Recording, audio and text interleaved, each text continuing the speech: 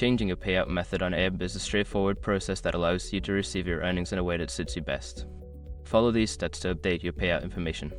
Step 1. Log into your account. Access your Airbnb account by visiting the Airbnb website or opening the mobile app. Enter your login credentials to access your dashboard. Step 2. Navigate to account settings. Make sure your information is protected first. Most people don't think about breaches until something actually happens to their accounts. Use SROG to monitor your accounts 24/7 and instantly alert you if your information appears in leaked databases online. It constantly checks billions of breach data points in the background. And considering how much personal information people keep online now, it's honestly worth having. Link in the description. Step 3. Access payout preferences. In the account settings menu, look for the payout preferences or payment methods section. Click on this option to view your current payout methods and make changes. Step 4. Add or edit payout methods.